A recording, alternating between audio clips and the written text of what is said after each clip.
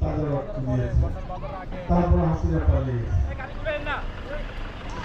আজকে দেশে একটা সুস্থ অবস্থা বিরাজ করছে। গণতন্ত্র উত্তরণের জন্য, গণতন্ত্র করার জন্য জনগণ যাতে শান্তিতে ভোট দিতে পারে, সেই জন্য 12 তারিখ ভোট তারিখ নির্ধারণ হয়েছে।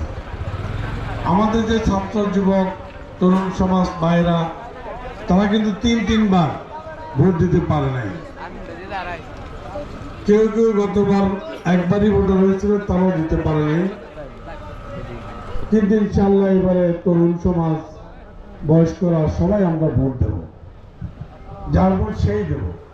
সেই জন্য আপনার কেন্দ্রে সবাই আসবেন। আপনাদের কাছে আমার ভোট চাওয়ার মতো লম্বা করে বক্তব্য দেওয়ার কিছু নাই। আপনারা তো সবাই আমাকে চিনেন নাকি? যাদের বয়স 20, 25, 30 তারা হয়তো আমার কর্মকাণ্ড জানে না। যাদের বয়স আরো বেশি, যারা একটু সিনিয়র মুরব্বী, মাঝবয়সী, তারা সবাই আমার ভালো মন্দ জানেন। আমি আজ থেকে 18 বছর আগে, যখন আমি 2001 থেকে 2006 এমপি ছিলাম, তখন আপনাদের এই মাটিরাঙ্গার বহু কাজ আমি করেছি।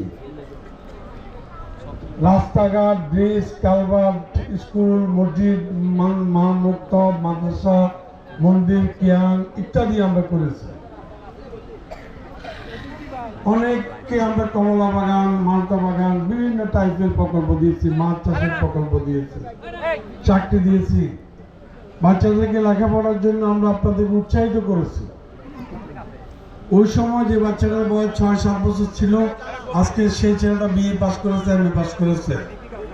এর আগে কিন্তু আমাদের এই পাহাড়ে মাটিরাঙ্গায় পড়ালেখা খুব একটা করে নেই। বাচ্চাদেরকে স্কুলে পাঠানোর জন্য আমি কিন্তু আপনাদেরকে তখন চাপ দিয়েছিলাম। আপনাদের যারা সিনিয়র আমার সামনে বসে আছেন চেয়ারে, তাদের মনে থাকবে, আমি বলেছিলাম যদি কোনো পরিবারের বাচ্চাকে স্কুলে না পাঠান তাহলে তার রেশন কার্ড কেটে দেওয়া হবে। মনে পড়ে কিনা আপনাদের খেয়াল করে দেখেন। আমি বলেছিলাম আমাকে ভোট দেওয়ার দরকার নাই, আপনার বাচ্চাকে, আমাদের এলাকার ছেলেদেরকে শিক্ষিত করেন, এটা চাইতে আসছি আমি, এটাই বলেছিলাম আপনাদের। তখন মনে পড়ে কিনা খেয়াল করে দেখতে পারেন। আমি দেখলাম আল্লাহর রহমতে এখন আমাদের এলাকার অনেক ছেলে মেয়েরা পড়াশোনা করে চাকরি করছে, বড় অফিসার হয়েছে, বেসরকারি চাকরি করছে, সরকারি চাকরি করছে। এখন ঢাকা, চিটাগাং, কুমিল্লা যেখানে যায় অনেক ছেলেকে পাই, তারা পড়াশোনা করছে। এবং তারা বলছে, আমি যখন এমপি ছিলাম ওদের বয়স ছিল 6-7, 1, 2, 3, 4, 5 পড়তো। তার আগে সবাই 1, 2, 3, 4, 5 পড়ে বাড়ি চলে যেত, আর পড়তো না। নানাভাবে আমি আপনাদের এলাকার জন্য কাজ করছি। আপনারা আমাকে জানেন, চিনেন।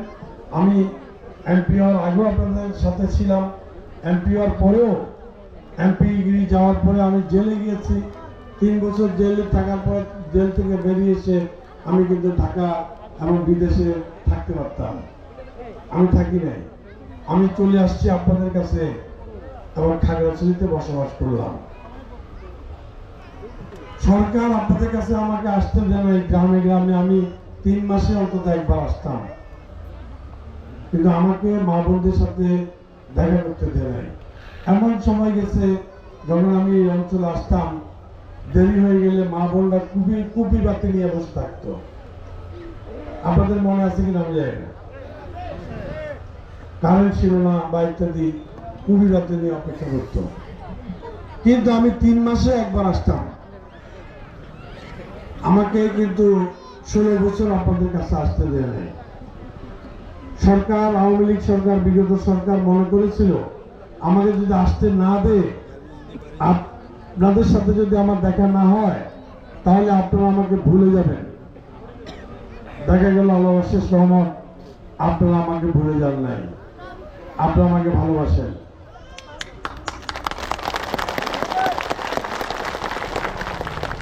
আমি প্রত্যেকটা আন্দোলনে আপনাদের এলাকার ছেলেদেরকে যুবকদেরকে আমি ডেকেছি, সপ্তাহে অন্তত 2 বার এই এলাকার ছেলেরা না খেয়ে নিজের ভাড়া দিয়ে মুরগি বিক্রি করে অন্য কোনো কাজ করে কষ্ট করে খাগড়াছড়ি গিয়ে আন্দোলন সংগ্রামে অংশগ্রহণ করেছে। অনেক লুকিয়ে লুকিয়ে ছেলেরা এখান থেকে যেত, মধ্যবয়স্করা যেত। এই 16 বছর কিন্তু আমি আপনাদের সাথে ছিলাম, আপনাদেরকে ফেলে যাইনি। আমার উপর অনেক নির্যাতন হয়েছে, জুলুম হয়েছে, আমাকে মাটির সাথে মিশিয়ে দেওয়ার জন্য চেষ্টা করেছে সরকার। আমার বাড়িতে 4 বার হামলা করেছে, অনেকে জানেন হয়তো, আগুন দিয়েছে আমার বাড়িতে, আমাকে পেলে মেরে ফেলবে এরকম একটা অবস্থা ছিল। হাসিনা সরকারের খুনিরা, সরকারি খুনিরা টর্চ ফায়ার দেওয়ার জন্য চেষ্টা করেছে, গুম করার চেষ্টা করেছে। আল্লাহ অশেষ রহমত, আপনাদের ভালোবাসা, আপনাদের দোয়ায় আমার কিছু হয়নি, আমি বেঁচে আছি, বেঁচে ছিলাম, এখন আবার আপনাদের সামনে এসে উপস্থিত হয়েছে। বিগত নির্বাচনগুলোতে আমরা অংশগ্রহণ করলেও মানুষ ভোট দেয় নাই। বিএনপি আমাকে নমিনেশন দিল, শেখ হাসিনা সরকার আমার মনোনয়ন পত্র বাতিল করে দিয়েছে। শেখ হাসিনা বিহীন, শেখ হাসিনা মুক্ত বাংলাদেশে এখন আমরা বিশ্বাস করছি এবং এখন আমরা আগামী 12 তারিখের ভোটের জন্য আপনাদের সামনে আসছি। তো 2001 থেকে 2006 যদি আমি যেই কাজ করেছি বা এই বাকি জীবন, বিগত জীবন যেই কাজ করেছি, সেই কাজের সেই পরীক্ষায় যদি আপনাদের দৃষ্টিতে আমি পাস করে থাকি, তাহলে আপনারা আমাকে ভোট দিবেন তার শেষে।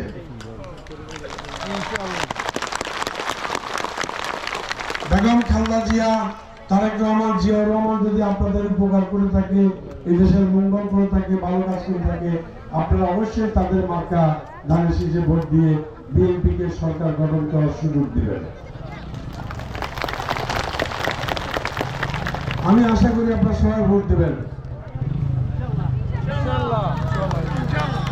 কিন্তু আমার একটা অনুরোধ থাকবে যে আপনাদের একটা ভোটও ভাগ করা ঠিক হবে না। একটা ভোট যদি ভাগ করেন, ভাগাভাগি করেন, তাহলে কিন্তু আপনারা আপনাদের পছন্দের প্রার্থীকে নির্বাচিত করতে পারবেন না। কারণ আমাদের এখানে অনেক সমস্যা আছে, আপনারা জানেন এই পাহাড়ে অনেক সমস্যা আছে।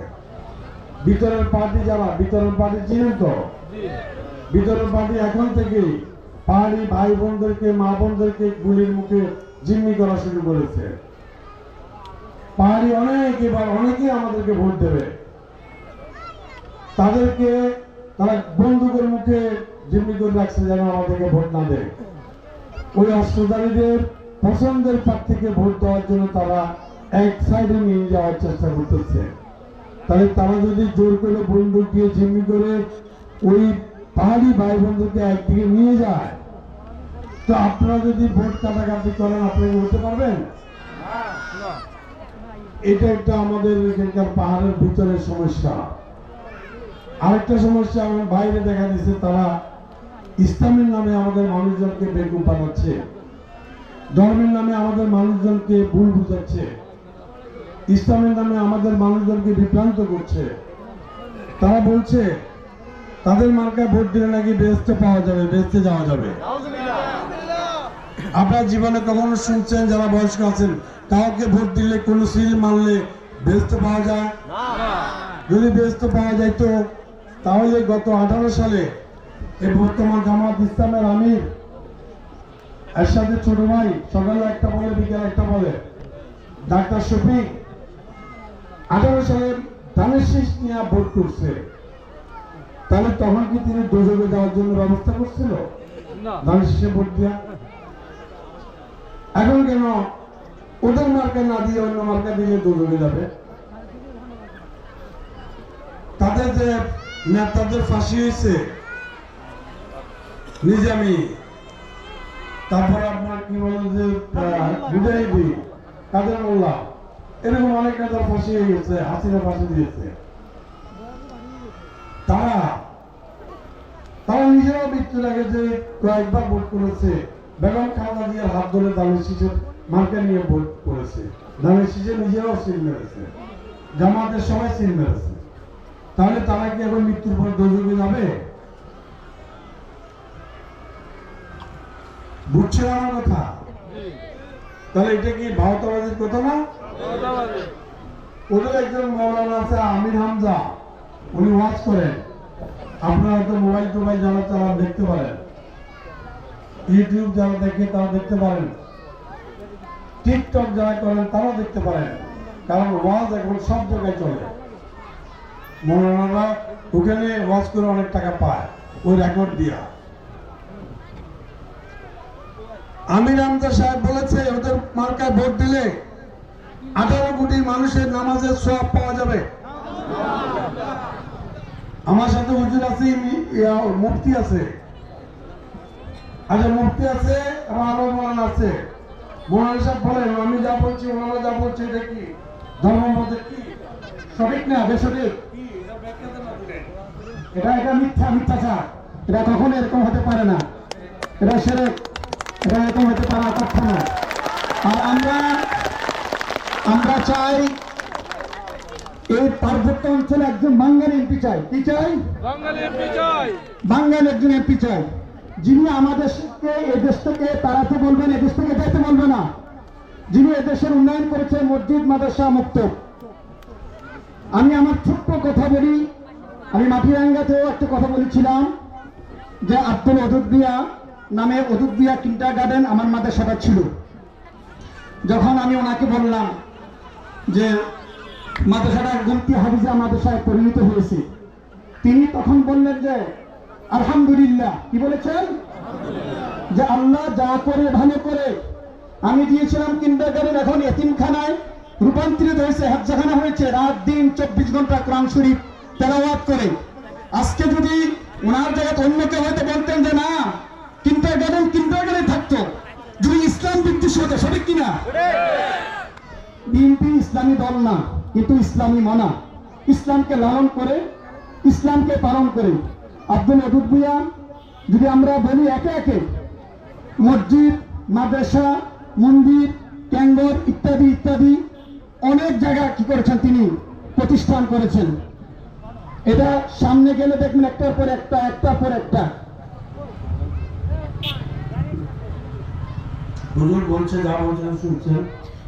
আমরা পাহাড়ি বাঙালি একসাথে থাকতে চাই। পাহাড়ি বাঙালি যদি আমরা মিলেমিশে বন্ধুত্ব করে না থাকতে পারি, একে অন্যের সাথে ভালোবাসা করে থাকতে না পারি, তাহলে আমাদের এই পাহাড়ে শান্তি হবে না।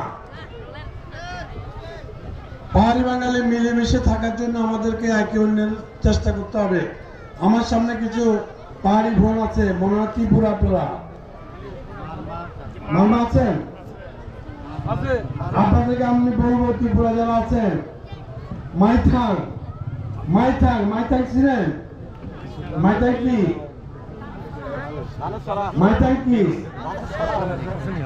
মাইথাংয়ে ভোট দিবেন, তাহলে আমাদের এলাকায় শান্তি হবে। আমরা পাহাড়ি বাঙালি ভাই বোন হিসেবে থাকবো, মিলেমিশে থাকবো। মামাদের গায়ে বলবো ধানের শীষে আপনারা ভোট দিবেন, তাহলে আমরা এই এলাকায় শান্তি থাকতে পারবো। এখন আমাদের দুটো সমস্যা, ভিতরের একটা, বাইরের একটা। বাইরের ওরা ইসলামকে বিক্রি করে বেহেশতের টিকিট বিক্রি করতেছে বাসের টিকিটের মতো। তাদের কথায় কোন মুরব্বী, কোন ধর্মপ্রাণ মানুষ, মুসলমান আপনারা বিভ্রান্ত হবেন না দয়া করে। তারা পাবেন হলে 10-12 ভোট, এই ভোট দিয়ে কি এমপি হওয়া যাবে? আমরা আল্লাহর রহমতে পাহাড়ি বাঙালি সবার ভোটে শুরুতেই 1.5 থেকে 2 লাখ ভোট পাবো। আর 2 লাখ ভোটের মধ্যে সিদ্ধান্ত হবে কে পাস করবে। কোথায় 2 লাখ ভোট আর কোথায় 10-12 হাজার ভোট, এই দিয়ে কি হবে? বরঞ্চ তারা করতেছে কি ভিতরে